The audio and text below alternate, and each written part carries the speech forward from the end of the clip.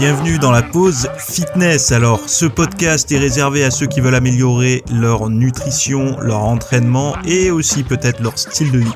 Donc pour tous ceux qui me suivent depuis quelques temps déjà, vous pouvez me laisser une petite évaluation sur la plateforme de podcast de votre choix.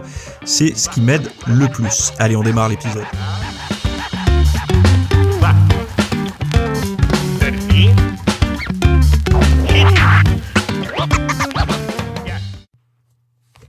Je sais pas si vous vous souvenez de cette scène dans Fast and Furious. Alors c'était le 1, je crois. Pour ceux qui ont connu le 1 d'ailleurs, je pense qu'il y a des gens qui écoutent ce podcast qui étaient un petit peu trop jeunes pour avoir vécu la sortie de ce film. Je suis pas fan de ce genre de film, mais il y a quelque chose qui m'a un petit peu marqué. En fait, c'est une anecdote ou comment je pourrais appeler ça, quelque chose qui aurait un lien avec le niveau d'énergie aujourd'hui, de la façon dont les gens utilisent. En fait, ils envoient la sauce trop tôt par rapport à leurs efforts au quotidien. Et c'était cette scène où Dominic Toretto, là, qui est joué par Vin Diesel, disait lors d'une course, il se fait doubler directement par le concurrent et il dit mauvais choix, quelque chose comme ça, tu envoies la sauce trop tôt ou tu envoies le jus trop tôt. En fait, il envoyait la décharge de boost là d'une os, je crois que ça s'appelle, trop tôt. Et en fait, on voyait que lui, il l'envoyait beaucoup plus tard à la fin et qu'il gagnait la course et que l'autre pétait le moteur, etc. Et en fait, c'est un petit peu ça aujourd'hui avec le sport. Il y a beaucoup de personnes qui me demandent comment je fais pour avoir la motivation, pour avoir l'énergie au sport. Je m'entraîne en fin de journée. Et le matin, ça va, je sens que j'ai de l'énergie et tout, mais quand il arrive le moment d'aller s'entraîner, j'ai plus d'énergie, je suis vidé, etc. Et ben en fait, c'est un petit peu la même chose. C'est que parfois, on peut se rendre compte qu'on envoie beaucoup d'énergie dans la journée. Alors, ça veut pas dire qu'on envoie de l'énergie physique, mais de l'énergie globale, c'est-à-dire qu'on va épuiser un petit peu son stock de volonté et d'énergie durant la journée. Donc, ça peut être par diverses manières. C'est ça le plus intéressant, parce que on pourrait croire que c'est parce que on a, je sais pas, fait un déménagement, qu'on a couru, qu'on a physiquement été très actif. Alors, c'est une des raisons. Si on donne toute son intensité physique à un moment de la journée, c'est sûr que ça va être très compliqué de reproduire le même effort dans la même journée sans avoir eu une nuit de sommeil, etc. Mais ça peut être tout simplement qu'on s'est gavé à mort d'informations. Alors ça peut être au travail, de travailler sur plein de dossiers en même temps, ou de travailler très intensément jusqu'à la rupture sur un seul dossier, ou alors tout simplement de consulter en même temps Facebook, YouTube, Instagram, les sites web, en même temps lire ses mails, en même temps essayer de bosser, d'essayer de faire plein de choses à la fois. Et le cerveau, finalement, on envoie toutes ses capacités d'un coup. Et quand il s'agit après de se motiver pour aller s'entraîner, on est un petit peu sur les rotules mentalement, parce que on a envoyé la sauce trop tôt. En fait, c'est ça le truc qu'il faut savoir, c'est que on a une réserve de volonté, on a une réserve de motivation entre guillemets, si je peux schématiser ça comme ça, durant la journée, et il faut réussir à bien la gérer. C'est-à-dire que minimaliser au maximum les actions que vous faites au quotidien. Par exemple, si vous travaillez. Moi, j'ai un mantra quand je travaille qui me dit une seule chose à la fois. En fait, c'est quand je commence à m'éparpiller un petit peu, par exemple de traiter des emails en même temps de travailler sur un projet, je me rappelle toujours la même chose, une seule chose à la fois. Pareil, essayer d'écouter un podcast en même temps qu'on travaille sur un projet créatif, c'est pas une bonne idée. Parce que le cerveau essaye d'assimiler deux choses en même temps, on sait très bien qu'il n'y arrive pas, donc c'est-à-dire qu'il va se concentrer sur l'une ou l'autre des choses, mais le problème c'est qu'il va être parasité par la seconde en tâche de fond. Donc du coup, toutes ces choses-là épuisent donc mentalement, donc ça va pas nous permettre d'être performants le soir à la salle de sport si on s'entraîne en fin de journée, mais physiquement c'est pareil. Admettons vous êtes dans le bâtiment, ou vous êtes dans la manutention, un travail physique au quotidien. Et au lieu de trouver des techniques pour essayer de moins solliciter vos muscles durant la journée, vous allez plutôt avoir tendance à vous mettre à fond, c'est-à-dire à vous mettre au taquet, à vous épuiser au maximum. Sauf que le problème qu'il y a, c'est que dans notre tête, on a l'impression que quand on ferme la porte de notre travail, tout ce qui s'est passé au travail reste au travail. Mais l'épuisement qu'on a subi durant notre journée de travail va nous suivre. Et donc du coup, la journée sportive après, enfin la séance de sport qui va suivre, va être impactée par ça. Et donc c'est intéressant de comprendre ça pour réussir tout simplement à mettre des petites actions au quotidien dans ces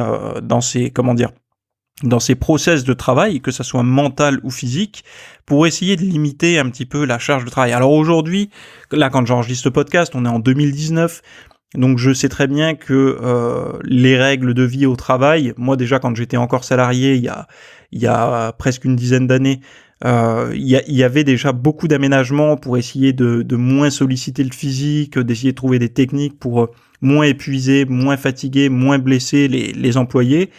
Moi, je pense qu'il y a vraiment une approche à avoir personnellement, c'est-à-dire que sur son poste de travail, d'essayer de voir les endroits où on a vraiment des pertes d'énergie, c'est-à-dire des zones en fait où on perd beaucoup d'énergie inutilement.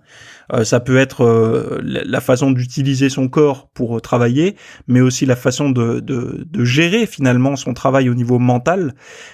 Et ça, c'est vraiment quelque chose qui, quand vous allez arriver en fin de journée, vous n'aurez pas appuyé à fond sur la pédale d'accélérateur, donc du coup, il vous restera un petit peu de mou sous la pédale, et là, vous allez pouvoir vraiment enfoncer la pédale au maximum quand vous allez aller vous entraîner, et ça va aussi vous permettre, ne serait-ce que d'aller vous entraîner, parce qu'il y a des personnes qui ont tellement appuyé à fond sur la pédale d'accélérateur toute la journée, qu'arrivé le soir, en fait, il y a plus rien, ils sont cuits. Et c'est impossible pour ces personnes-là d'aller s'entraîner, de trouver la motivation, etc. Alors il y en a qui vont essayer de hacker un petit peu ça en allant s'entraîner le matin, mais c'est pas forcément c'est très bien d'aller s'entraîner le matin, j'ai rien contre, au contraire, c'est vraiment une très bonne chose pour démarrer la journée, mais par contre, il y a quelque chose qu'il faut savoir, c'est que si vous vous entraînez le matin, il se peut que en fin de journée, vous ayez quand même des impératifs du style, je sais pas moi, vous occuper de vos enfants, etc. Et c'est peut-être pas la bonne solution que d'être à plat aussi. Donc le mieux, c'est vraiment de trouver le meilleur équilibre pour vous, en fonction de ce que vous faites au quotidien, de ce que vous faites à chaque fois que vous travaillez, que ça soit physique ou mental, donc créatif, un métier sédentaire ou un métier physique, de vraiment réussir à analyser votre journée point par point, et de trouver des zones en fait où vous allez vous aménager des moments en fait où vous allez faire une seule chose à la fois. Parce que j'ai écouté une conférence il y a quelque temps et le chercheur expliquait qu'il trouvait que aujourd'hui, par rapport aux années 70-80 quand il a démarré, la façon de travailler a énormément changé. C'est-à-dire qu'il semble beaucoup plus occupé aujourd'hui, mais par contre, il travaille réellement sur la recherche beaucoup moins. Pourquoi ? Parce qu'aujourd'hui, le téléphone sonne plus souvent. Aujourd'hui, on reçoit beaucoup d'emails, donc on attend de nous des choses. Mais finalement, sur les vrais projets où on fait avancer quelque chose, où on fait progresser quelque chose, où on améliore quelque chose, finalement, ça représente peut-être que 1 heure au quotidien, alors qu'avant, c'était beaucoup plus de temps parce qu'on n'avait pas toutes ces stimulations-là. Et je pense que dans le monde de la musculation, du fitness, de la nutrition, etc., c'est un petit peu la même chose. Parce que si on regarde bien, on va aller sur Instagram, on a 50 stories à regarder, avec 50 avis plus ou moins différents, qui vont nous renvoyer sur 50 liens plus ou moins différents. Donc ça nous fait quand même beaucoup de charges à lire, à comprendre, à apprendre, en fait à filtrer, parce qu'il y a des choses qui vont être du bullshit, il y a des choses qui vont être plutôt cohérentes, alors qu'avant, on avait simplement, je remonte vraiment loin, que les magazines, après quelques forums, et quelques sites d'information où sortait peut-être un article ou 2 par semaine. Et d'ailleurs, quand c'était un article ou 2 par semaine, déjà, ça commençait à être beaucoup. En règle générale, c'était peut-être un bon article tous les 15 jours. Et donc, on avait une seule information à assimiler par période de 7 ou 15 jours. Donc, c'est complètement différent à aujourd'hui, où aujourd'hui, on a des centaines et des centaines de redirections pour aller lire des choses, aller voir des vidéos. Et donc, du coup, forcément, il faut pas s'étonner qu'on s'épuise plus vite, parce que moi, j'ai connu l'époque, entre guillemets, où l'information était plus rare. Aujourd'hui, elle est plus fréquente.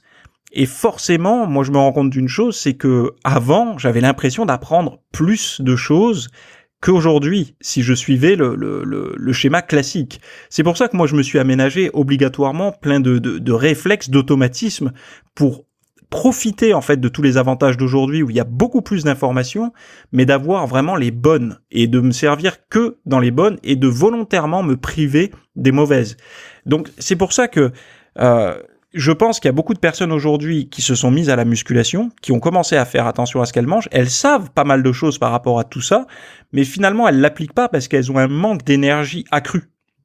Il y a énormément de personnes qui ont vraiment un manque d'énergie sans avoir de problème de santé ou autre, mais vraiment elles ressentent en elles qu'elles sont en fait un petit peu en mode économie d'énergie, quoi. En mode sans échec, quoi. En mode, en gros, dégradé, je sais pas comment je pourrais te dire, mais il manque des applications qui tournent, quoi. C'est juste le minimum syndical pour vivre.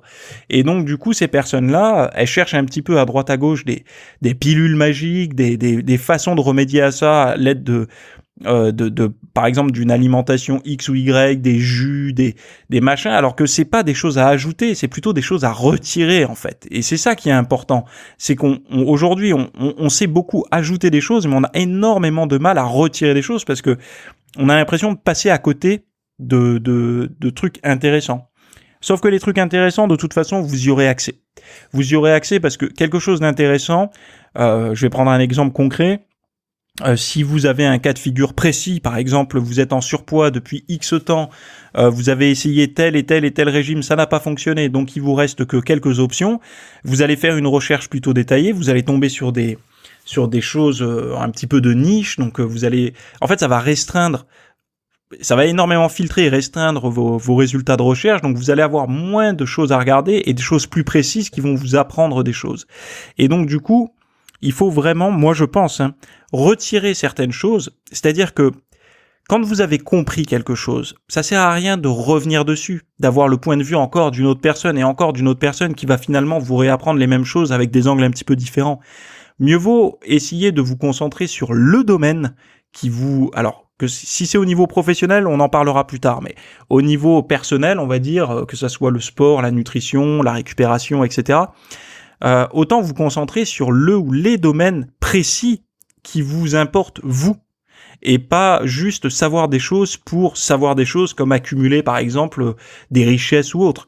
Le but c'est pas ça. Votre cerveau, moi je pense, en tout cas le mien, je vais pas le dire pour vous, mais moi mon cerveau, j'ai envie qu'il soit composé et qu'il stocke des informations qui me servent à moi.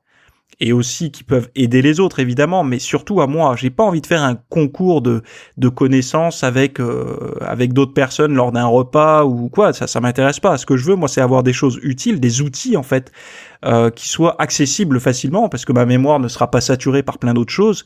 Et donc du coup, voilà, ça engage quand même un petit effort. Et de toute façon, n'oubliez jamais, moi je pense que ce qui est le plus important, c'est de comprendre que tout ce qui nous a été donné facilement aujourd'hui, forcément, ça a un prix.